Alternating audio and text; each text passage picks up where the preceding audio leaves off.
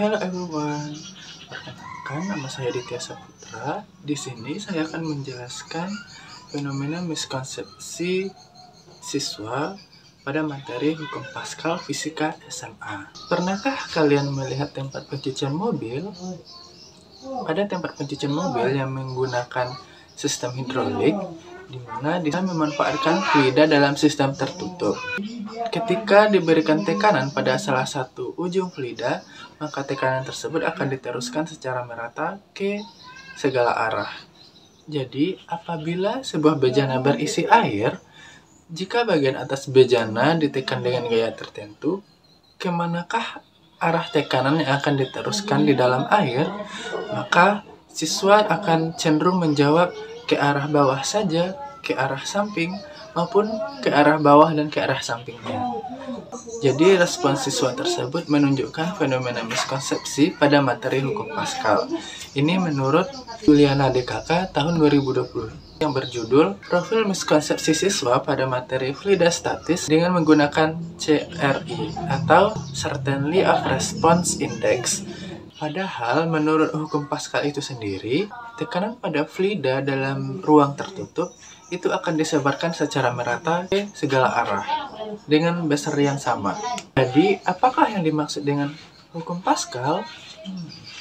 Jadi, Hukum Pascal menyatakan tekanan yang diberikan pada fluida dalam ruang tertutup akan diteruskan ke segala arah dengan besar yang sama. Yang berarti bahwa apabila suatu tekanan diberikan pada suatu titik fluida, tekanan tersebut akan diteruskan ke segala arah. Oke, pernahkah kalian mengisi air di dalam botol plastik? Mengapa saat kita menekan botol plastik yang berisi air, lubang di berbagai arah, air menyembur ke segala arah dengan tekanan yang hampir sama?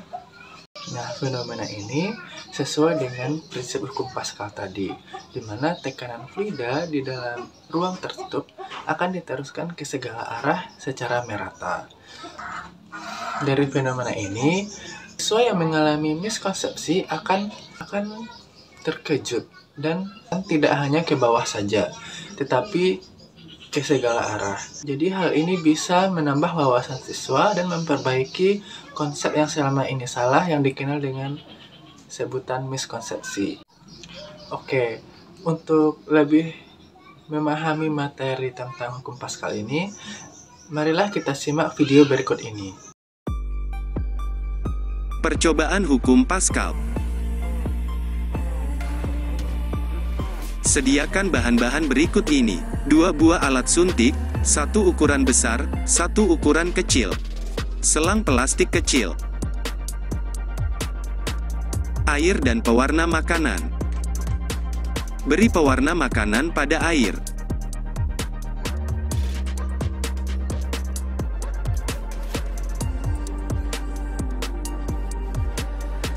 Sedot air yang sudah diberi warna dengan alat suntik besar.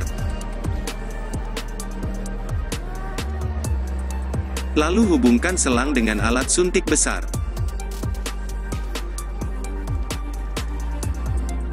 Tekan alat suntik besar agar air mengisi seluruh selang. Lalu hubungkan dengan alat suntik kecil.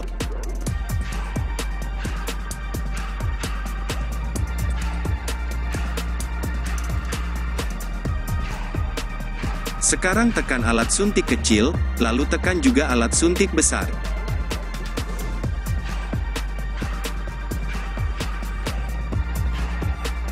Apa yang kamu rasakan? Kita dapat merasakan bahwa gaya dorong yang diberikan pada alat suntik kecil lebih kecil dibandingkan gaya yang diberikan pada alat suntik besar.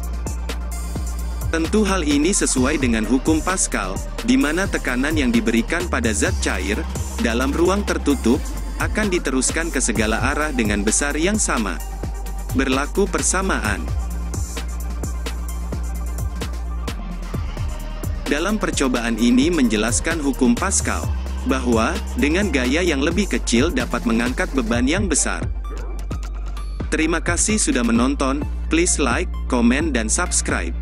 Oke, setelah kita melihat video pembelajaran tadi, dapat kita tarik suatu kesimpulan. Pertama yaitu konsep hukum Pascal, di mana hukum Pascal menyatakan bahwa tekanan yang diberikan pada fluida dalam ruang tertutup akan disebarkan ke segala arah dengan besar yang sama, di mana persamaan yang kita gunakan itu P sama dengan F per A atau P1 sama dengan P2, di mana P itu merupakan tekanan dengan satuan Newton per meter kuadrat atau Pascal, kemudian F itu merupakan gaya dengan satuan Newton, dan M merupakan luas penampang dengan satuan meter kuadrat. Jadi, prinsip sederhana dari hukum Pascal ini bisa dikatakan bahwa tekanan ini akan diteruskan secara isotropik atau ke segala arah yang tekanannya tidak dapat dimanfaatkan. Oke, berikut ini beberapa pemanfaatan hukum Pascal dalam kehidupan sehari-hari. Itu pertama, rem hidrolik pada kendaraan bermotor, kemudian dongkrak hidrolik itu memudahkan mengangkat beban sehingga beban yang berat akan mudah diangkat dengan gaya yang kecil dan waktu yang sangat singkat. Kemudian bidang medis itu pada saat menggunakan alat suntik, di mana pada alat suntik kita akan memanfaatkan tekanan pada piston untuk mendorong cairan yang berada di dalamnya. Kemudian untuk tekanan di dalam tubuh saat menggunakan infus. Oke, sekianlah pembahasan tentang hukum Pascal. Semoga bermanfaat dan menambah wawasan kita dalam pembelajaran fisika kali ini. Assalamualaikum warahmatullahi wabarakatuh. Perkenalkan, nama saya Salvi Indiwati dengan NIM 220333111. Pada kesempatan kali ini saya akan menjelaskan tentang miskonsepsi terhadap konsep dasar tekanan hidrostatis. Coba perhatikan pada tabung bejana berhubungan pada gambar ini, yang mana bagian di bawahnya diganjal. Pertanyaannya, jika posisi pengganjal atau ganjal di bawah bejana dilepas, menurutmu apa yang akan terjadi pada permukaan air di masing-masing tabung? Yang A, permukaan air akan tetap seperti pada gambar karena luas penampangnya tiap bejana berbeda. B, permukaan air di tabung yang lebih lebar akan lebih tinggi daripada yang sempit. C, permukaan air di semua tabung akan sejajar karena tekanan hidrostatis di titik yang sama harus setara. D, permukaan air di tabung berbentuk lengkung akan lebih rendah daripada tabung lurus. Pada umumnya, para siswa akan menjawab jawaban A dan B, yang mana A, permukaan air akan tetap seperti pada gambar karena luas penampang tiap bejana berbeda. B, permukaan air di tabung yang lebih lebar akan lebih tinggi daripada yang sempit. Jawaban yang benarnya adalah C, yaitu permukaan air di semua tabung akan sejajar karena tekanan hidrostatis di titik yang sama harus setara. Kebanyakan siswa cenderung memilih A atau B karena berpikir bahwa luas penampang mempengaruhi tinggi permukaan air, padahal sesuai hukum tekanan hidrostatis, permukaan zat cair dalam bejana berhubungan selalu sejajar terlepas dari bentuk dan luas penampangnya.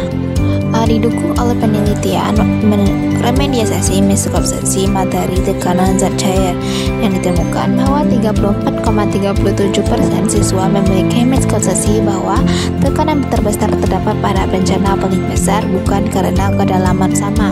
Ini menurut Paula Heriandi dan Ruharjo 2012.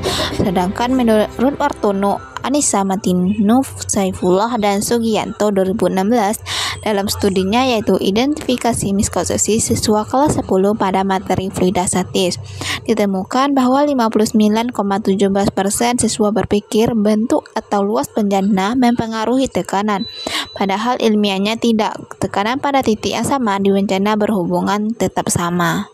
Marilah kita melakukan sebuah eksperimen tentang tekanan hidrostatis.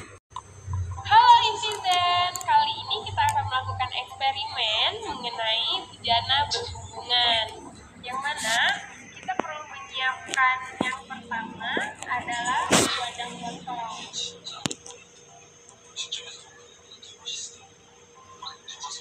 Kemudian yang kedua, wadah yang berisi air. Yang ketiga, satu sedotan. Setelah semuanya telah disiapkan, kita lakukan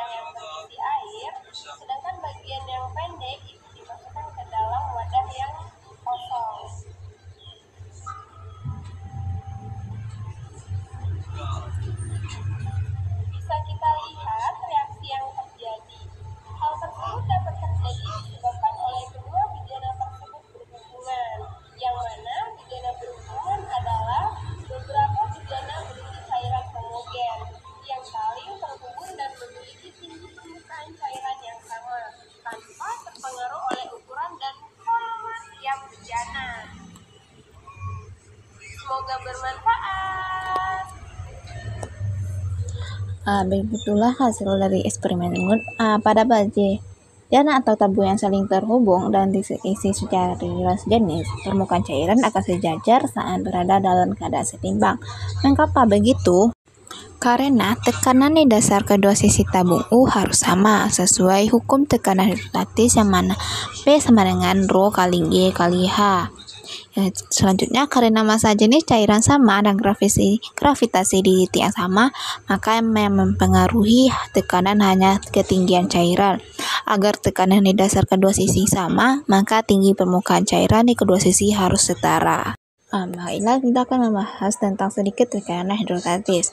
Tekanan hidrostatis adalah tekanan dalam zat cair yang dipengaruhi oleh kedalaman dan massa jenis cairan. Rumusnya yaitu P sama dengan Rho kali G kali H yang telah kita jelaskan terlebih dahulu tadi. Dengan P adalah tekanan, Rho adalah massa jenis cairan, G gravitasi, dengan H kedalaman.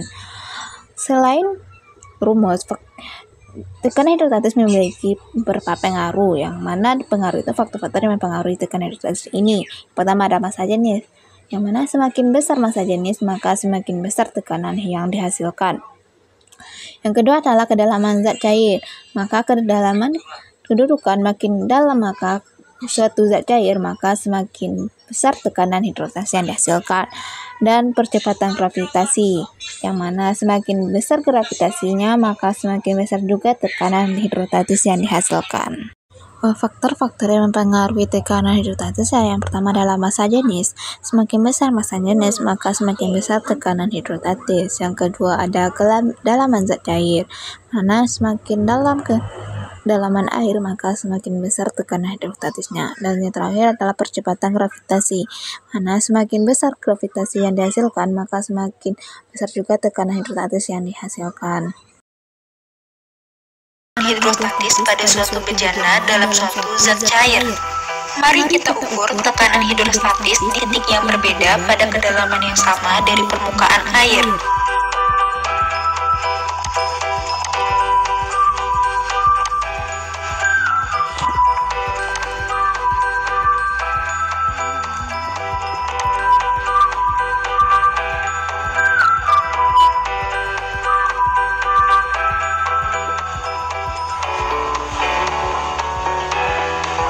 Ternyata, pada kedalaman yang sama dari permukaan air dalam suatu bidang mendatar akan memiliki tekanan hidrostatis yang sama besar. Selanjutnya yaitu adalah aplikasi tekanan hidrostatis dalam kehidupan sehari-hari yang biasa kita digunakan, yaitu adalah bendungan. Tekanan air lebih besar di bagian bawah bendungan karena kedalaman. Yang kedua adalah kapal selam, di mana kapal selam memanfaatkan prinsip ketekanan hidrostatis untuk menyelam dan menyelayang di dalam air. Ternyata miskonsepsi yang terjadi pada siswa untuk materi tekanan hidrostatis yang pertama adalah tekanan hidrostatis dipengaruhi oleh bentuk atau luas permukaan wadah. Itu adalah salah. Yang sebenarnya adalah tekanan hidrostatis tidak dipengaruhi luas tabung, hanya oleh tinggi cairan, massa jenis, dan gravitasi.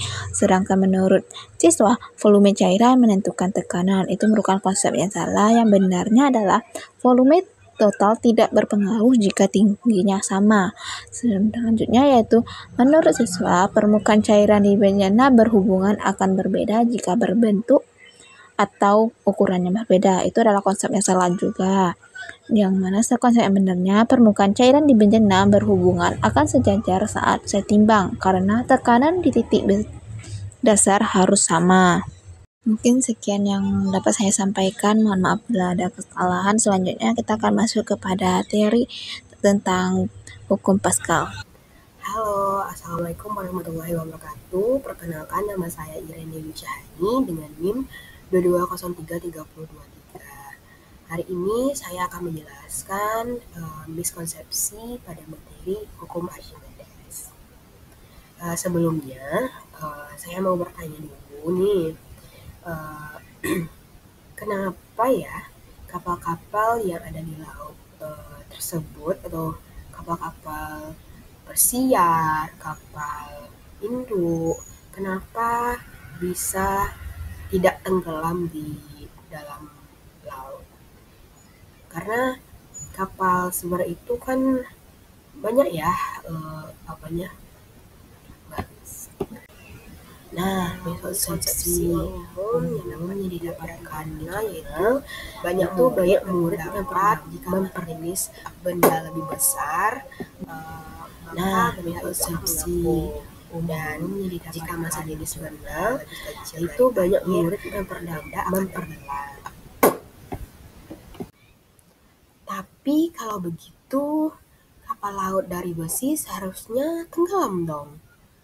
Tadi kan katanya jika massa jenis benda lebih besar dari air, maka benda akan tenggelam.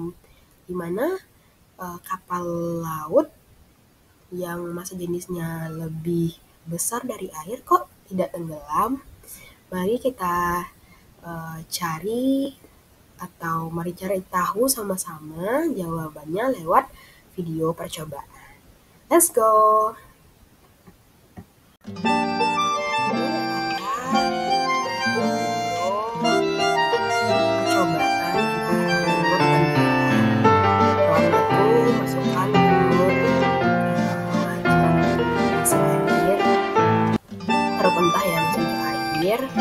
Terus apa yang terjadi itu tenggelam.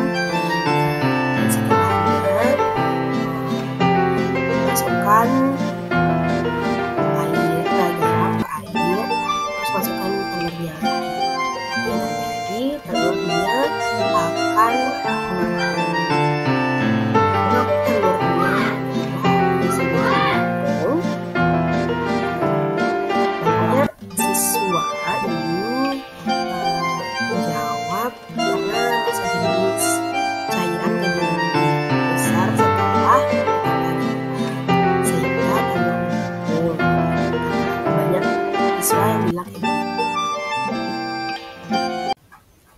benar, tapi bukan hanya karena massa jenis, ada faktor lain yang berperan.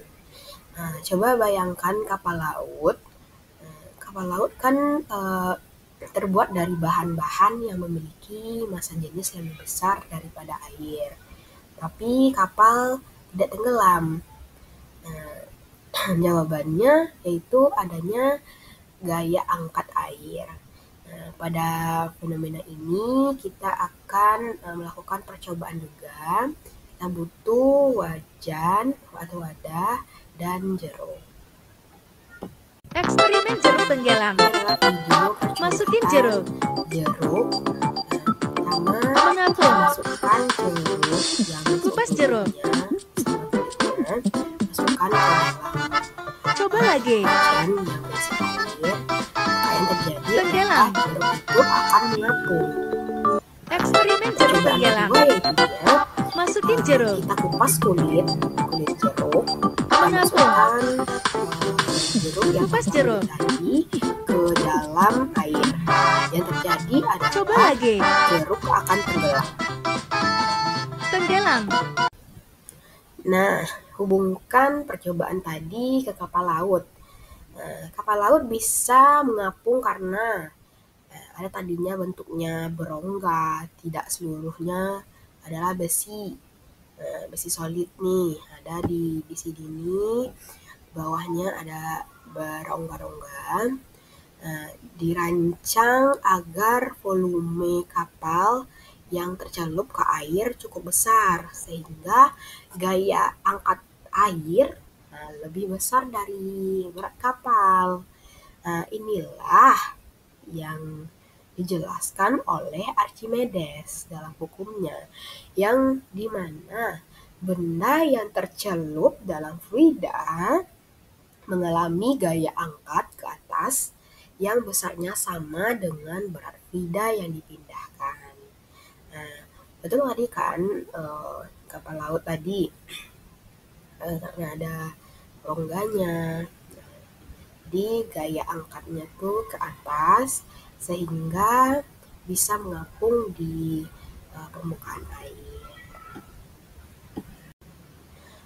Jadi kesimpulannya hukum Archimedes ini yang mempengaruhi yang pertama yaitu gaya ke atas atau gaya angkat ke atas, ada massa jenis tadi, ada gravitasi juga, ada volume. atau bisa rumusnya itu FA sama dengan Rho kali G kali V. Baik, mungkin sekian yang bisa saya sampaikan. Semoga bisa bermanfaat. Mohon maaf apabila ada kesalahan. Assalamualaikum warahmatullahi wabarakatuh.